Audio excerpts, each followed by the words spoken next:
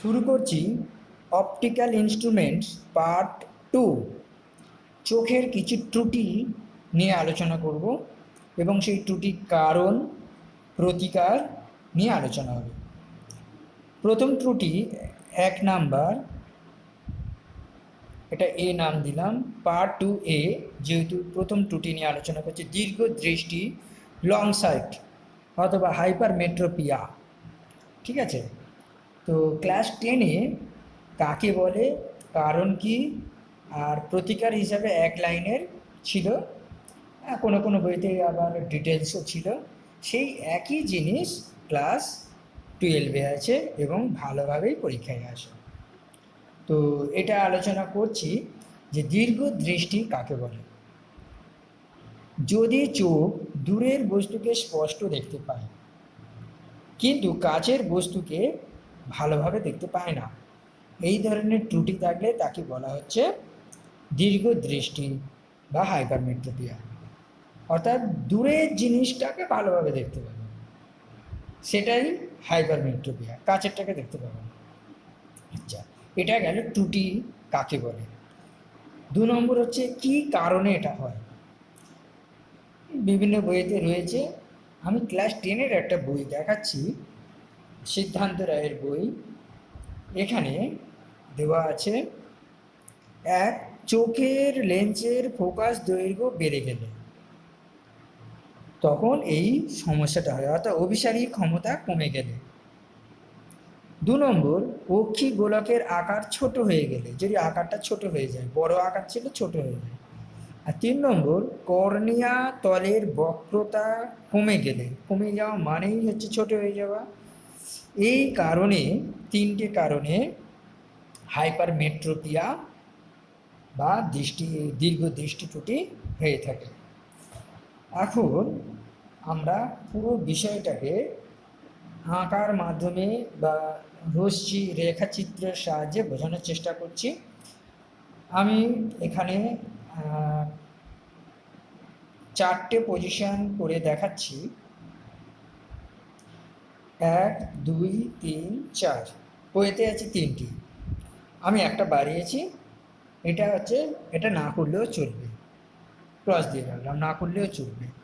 কিন্তু বলার কারণ হচ্ছে আগে সুস্থ চোখে কি হয় সেটা আমরা জানবো।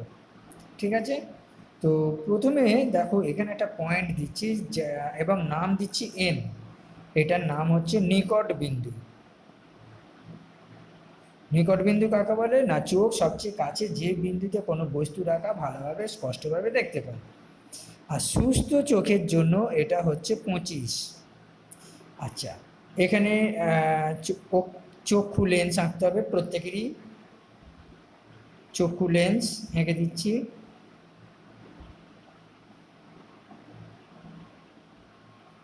ওকে, আচ্ছা, প্রত্যেকের এটা হচ্ছে নিকট বিন্দু এন, প্রত্যেকের নিকট বিন্দু এন, এটাও নিকট বিন্দু এন। কারণ এই এনটা তো আর সরে যাবে না, 4টে চোখই একই পজিশনে আছে আমি ধরে নিচ্ছি, তাহলে প্রত্যেকেরই নিকট বিন্দু এন হবে। আশা করি এই ব্যাপারে সকলে একমত। আচ্ছা, এইটা যেহেতু সুস্থ চোখ,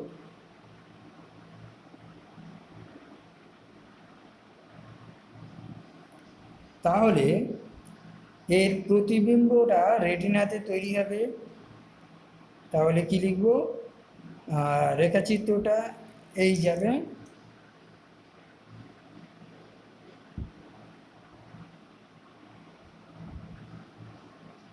এবং সুন্দরভাবে একটা প্রতিবিম্ব রেটিনাতে সৃষ্টি হলো।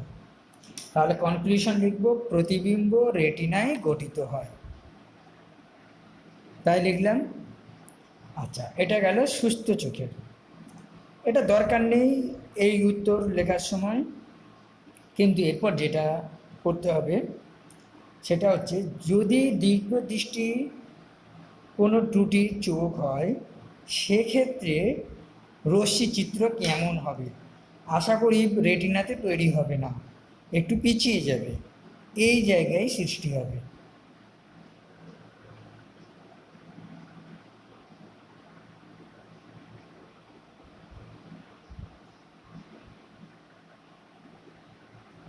যেহেতু অক্ষিগোলক ছোট হয়ে যায় বা লেন্সের ফোকাস দৈর্ঘ্য বেড়ে যায়, এই কারণের জন্য কি হচ্ছে না, এই রশ্মিগুলো প্রতিসরণের পর রেটিনায় না তৈরি হয়ে রেটিনার পিছনে তৈরি হওয়ার চেষ্টা করে।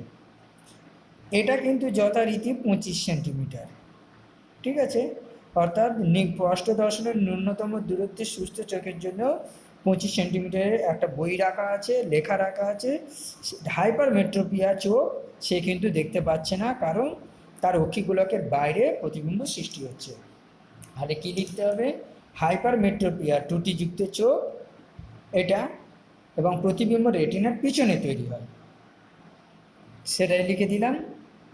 আচ্ছা, এরপর ঠিক করতে গেলে কি করতে হবে? এই প্রতিবিম্বটাকে টেনে নিয়ে এসে এখানে ফিট করতে হবে। তার জন্য কি করতে হবে? এই এনটাকে টেনে এই দিকে নিয়ে আসতে হবে। এর কতটা লেন্থ? এতটা। সেম লেন্থ হচ্ছে এইটা। তাহলে এইখানটা একটা বিন্দুর সৃষ্টি করতে হবে। সেই বিন্দুটার নাম দেওয়া হচ্ছে এন ড্যাশ। এই এনটা অর্থাৎ এইটাকে টেনে নিয়ে এসে এখানে রাখা হবে। এইখান থেকে যদি প্রতিবিম্ব রশ্মি যায়, তাহলে এখানে প্রতিবিম্বের সৃষ্টি হবে। তো আঁকা যায়।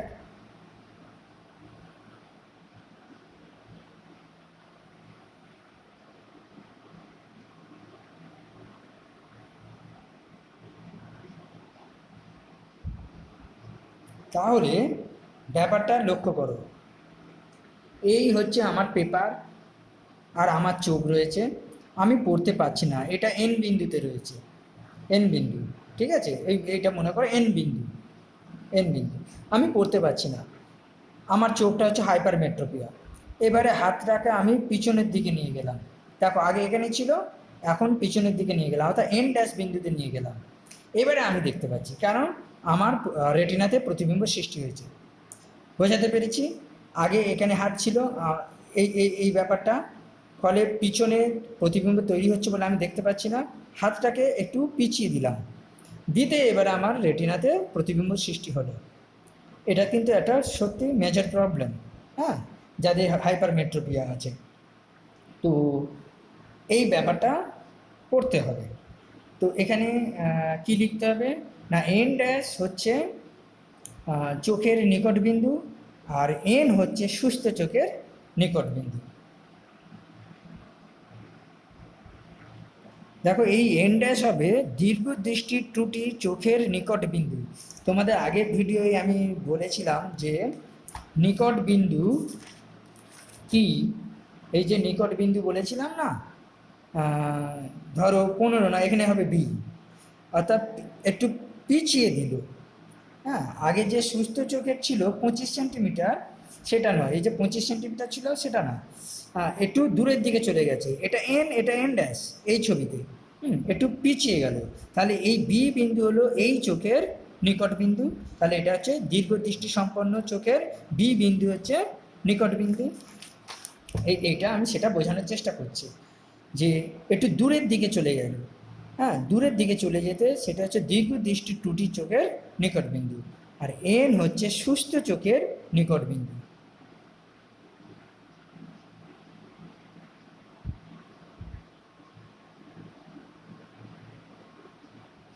ব্যাপারটা বোঝা গেছে? আচ্ছা, তো এটা করতে পারলে তবে, অর্থাৎ এই চোখের ক্ষেত্রে নিকট বিন্দুটাকে এন ড্যাশ বিন্দুতে প্রতিস্থাপন করতে হবে, ঠিক আছে। তো এইটা একটু দূরে আছে, এনের চেয়ে এই বিন্দুটা হচ্ছে এনের চেয়ে দূরে, বোঝাতে পারছি? এন ড্যাশ হচ্ছে এনের চেয়ে দূরে, এটা মাথায় রাখো। আচ্ছা, প্রতিবিম্ব কোথায় তৈরি হবে? এখন প্রতিবিম্ব তৈরি হবে রেটিনায়, তাই লিখলাম এখন রেটিনাতে তৈরি হয়েছে। আচ্ছা, তো আমি এন বিন্দুতে বইটা রেখেই পড়তে চাই, পরিষ্কার কথা। এখানে এন বিন্দুতে বইটা রেখে পড়ছি, চোখের বাইরে অর্থাৎ রেটিনার বাইরে তৈরি হচ্ছে, বই পড়তে পারছি না, বইটাকে এন থেকে এন ড্যাশ বিন্দুতে সরিয়ে আনলাম, তবে আমি পড়তে পারছি। এটা আমার ক্ষেত্রে সত্যি মেজর প্রবলেম, যার চোখে এই সমস্যা আছে। কিন্তু আমি এন বিন্দুতে রেখেই পড়তে চাই, তাহলে আমাকে একটা উত্তল লেন্স ব্যবহার করতে হবে, অর্থাৎ চশমা পড়তে হবে, সেই চশমায় উত্তল লেন্স থাকবে।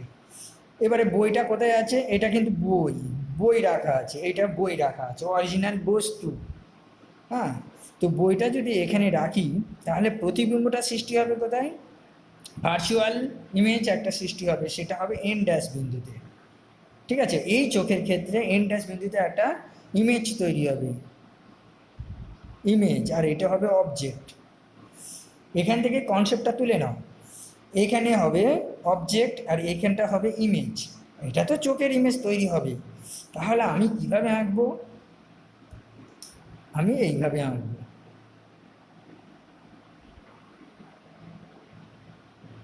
এই এই তারপরে এটা এখানে যাবে, এটা এখানে যাবে, এটা এখানে যাবে, এটা এখানে যাবে। তাহলে দেখো, আমি এন বিন্দুতে বইটা রেখেছি, আমি চশমা পরেছি, কিন্তু আমার প্রতিবিম্ব সৃষ্টি হবে এন ড্যাশে, কারণ এন ড্যাশ হচ্ছে এই চোখের অর্থাৎ দীর্ঘদৃষ্টি চোখের নিকট বিন্দু। তাহলে ব্যাপারটা হলো যে এন বিন্দুতে বই রেখে পড়তে গেলে উত্তল লেন্স ব্যবহার করতে হবে, এবং খালি চোখে চশমা না পরা অবস্থায়, চশমা ছাড়া এই চোখের নিকট বিন্দু এন ড্যাশে প্রতিবিম্ব সৃষ্টি হবে। ঠিক আছে, সেই ব্যাপারটা এখানে লিখে দিচ্ছি। কি হলো? উত্তল লেন্স ব্যবহার করে নিকট বিন্দুতে রাখা, এই যে অবজেক্ট, এন বিন্দুতে রাখা কোনো বস্তুকে দীর্ঘ দৃষ্টি ত্রুটির কোনো চোখ তার নিকট বিন্দু অর্থাৎ এন ড্যাশ এতে প্রতিবিম্ব তৈরি করে। এই কনসেপ্টটা ক্লিয়ার করলে এই সংক্রান্ত কোনো প্রবলেম তুমি সলভ করতে পারবে। ঠিক আছে, আচ্ছা, এখানে এই যে দূরত্বটা এই চোখ থেকে এই দূরত্বটাকে বলা হবে ডি, আর এই দূরত্বটাকে বলা হবে স্মল ডি। তো ডি কাকে বলবো? সুস্থ চোখের স্পষ্ট দর্শনের ন্যূনতম দূরত্ব। তাহলে বুঝতেই পারছো সেটা হচ্ছে 25 সেন্টিমিটার। ওকে, আর স্মল ডি কি? এটা হচ্ছে ত্রুটিযুক্ত চোখের স্পষ্ট দর্শনের ন্যূনতম দূরত্ব। স্পষ্ট দর্শনের ন্যূনতম দূরত্ব যে কোনো মান হতে পারে, স্পষ্ট দর্শনের ন্যূনতম দূরত্ব যে কোনো মান হতে পারে চোখ অনুযায়ী, কিন্তু সুস্থ চোখ হলে সেটা 25, আর অসুস্থ চোখ হলে যা খুশি মান তার চোখ অনুযায়ী। তাই লিখে দিলাম। আচ্ছা, এবারে আমরা এটা তো গেল রেখা ডায়াগ্রামের মাধ্যমে, রশ্মি ডায়াগ্রামের মাধ্যমে হাইপারমেট্রোপিয়ার ব্যাখ্যাটা দিলাম। ঠিক আছে, কিভাবে প্রতিকার করব এই প্রশ্নটা উত্তর অনুযায়ী 3 নম্বর থাকলে খুব ভালো হয়, কারণ এই 3টে ছবি আঁকা এবং তার সঙ্গে ম্যাথমেটিক্যালি ডেরিভেশন করা এত কিছু কাজ 3 নম্বর থাকলে ভালো হয়। পরীক্ষার সময় 2 নম্বর আসে, খুব ট্যাক্টফুলি করতে হবে, কারণ ম্যাথমেটিক্যালি দিলেই মোটামুটি 2 নম্বরের মতন এসে যায়। তো আমরা মোটামুটি এখন ডেরিভেশনটা করার চেষ্টা করি। দেখো, এখানে u equal to minus d, কেন না আমি বলেছি এটা বস্তু, তাহলে এখানে অবশ্যই u equal to minus d হবে, কারণ রশ্মির গতির উল্টো দিকে মাপা হচ্ছে, এটা হচ্ছে ডি মানে ইউ, এটা হচ্ছে ইউ, আর এটা হচ্ছে ভি। ঠিক আছে, তো ইউ হবে মাইনাস ডি আর ভি হবে, যেহেতু ইমেজ তৈরি হচ্ছে তাহলে এটা হবে মাইনাস ডি। এবারে আমরা একটা ডেরিভেশন বানাই। এখানে ইউ হচ্ছে মাইনাস ডি, ভি হচ্ছে মাইনাস স্মল ডি। আচ্ছা, 1/v minus 1/u equal to 1/f সূত্রে এটা বসিয়ে দেবো। দেখো 2 নম্বর থাকবে, সুতরাং খুব বেশি কিছু লেখার দরকার নেই। এই তিনটে ছবি আঁকবে, এইভাবেই দেখিয়ে দেবে। এটা দেখাতে পারলে তো ভালো হয়, অনেক ক্লিয়ার হয়ে যায়। হ্যাঁ, আর এটা তো লিখতে হবে, এটা লিখতে হবে, আর এখান থেকে এটা লিখে দেবে। হ্যাঁ, 1/, এটা আমি ডেরিভেশনটা করে ফেলি, -d, এটা মাইনাস, এটা -d ইকুয়াল টু 1/a। ঠিক আছে, আর এফটা যে উত্তর লেন্সের ফোকাস দৈর্ঘ্য সেটা লিখে দিতে হবে। এফ হচ্ছে, তুমি যা যা টার্ম লিখবে সেটাকে কি বলা হচ্ছে অবশ্যই লিখবে মনে করে। হ্যাঁ, আর বেশি কিছু গল্প লেখার দরকার নেই। বা এবার এখান থেকে আমি এটা টেনে আনছি, 1/f ইকুয়াল টু 1/d, এটা ওইদিকে চলে যাচ্ছে, এটা থেকে যাচ্ছে, আর এটা হচ্ছে -1/d। আচ্ছা, এবার আমরা তো জানি d মানে হচ্ছে 25 সেন্টিমিটার। ঠিক আছে, তাহলে 1/f equal to 1/25 minus 1/d। এটাকে যদি করি, সিম্পলিফিকেশন যদি করি, 25d, এটা হচ্ছে d মাইনাস 25, এটা ইন সেন্টিমিটারে রাখছি। ঠিক আছে, আর এফটা অবশ্যই ধনাত্মক। হ্যাঁ, এফটা হচ্ছে পজিটিভ বেরিয়েছে, তার মানে অবশ্যই উত্তর লেন্স ব্যবহার করতে হবে। এখান থেকেই বুঝে নেওয়া যাচ্ছে যে এটা উত্তর লেন্স। এখানে যে লিখে দিয়েছি, হ্যাঁ, সেটা বড় কথা না, এখানে এফটা পজিটিভ বেরিয়েছে, তাই এটা হচ্ছে উত্তর লেন্স। আচ্ছা, এই তাহলে কি দাঁড়ালো, f equal to 25d divided by d minus 25। অর্থাৎ আমরা উত্তর লেন্স ব্যবহার করে এই প্রতিকার করব। সেন্টিমিটার, এইটার জন্য 1 নাম্বার থাকবে, আর ওইটার জন্য 1 নাম্বার থাকবে, আগের পাতে যেটুকু, কিচ্ছু করার নেই। 3 নাম্বার থাকলে ভালো হয় বলছি। তো যাই হোক, এরপরেও যদি ক্ষমতা বের করতে বলে, এই মানে লেন্সের যে ক্ষমতা, আমরা জানি পি ইকুয়াল টু তোমার, যেহেতু এটা ইন সেন্টিমিটারে আছে, তাহলে 100/f, তাহলে 100/f-এর মানটা কত হবে, এটা 25d, আর উপরে এটা উঠে যাবে d মাইনাস 25। ঠিক আছে, তাহলে পি ইকুয়াল টু কী দাঁড়াচ্ছে, এটা ভিতরে যদি ঢুকে যায়, কেলে ডিডি কেটে যাচ্ছে, তাহলে 100 আর 25 কাটলে 4 বিয়োগ, আর এটা 100/d, এত ডি মানে ডায়াপ্টার, ডিপিটি, এত ডায়াপ্টার। ঠিক আছে, তো এই হচ্ছে ব্যাপার, এটা হচ্ছে লেন্সের ক্ষমতা। ঠিক আছে, দীর্ঘ দৃষ্টি ত্রুটি সংশোধনের জন্য যে চশমা ব্যবহার করতে হবে তাতে উত্তর লেন্স থাকবে 1, আর উত্তর লেন্সের ফোকাস দৈর্ঘ্য হবে ধনাত্মক, কারণ এর পজিটিভ বেরিয়েছে, আর তার এর ক্ষমতাটাও হবে ধনাত্মক। দীর্ঘ দৃষ্টি সম্পন্ন ব্যক্তির ধনাত্মক ক্ষমতাযুক্ত চশমা ব্যবহার করা দরকার। আচ্ছা, এটা ব্যবহার করে অঙ্ক করতে হবে। তো আশা করি ব্যাপারটা বুঝতে পেরেছো। মোটামুটি রেডি রাখবে, যেমন প্রশ্ন আসবে সেইভাবে লিখবে। 3 নাম্বার থাকলে এই পর্যন্ত সব করে দেবে, ক্ষমতা চাইলে এই পর্যন্ত, আর যদি 1 নাম্বার থাকে একদম কম করে লিখে দিতে হবে, যে উত্তর লেন্স ব্যবহার করে হাইপারমেট্রোপিয়া দূর করা হয়। ঠিক আছে।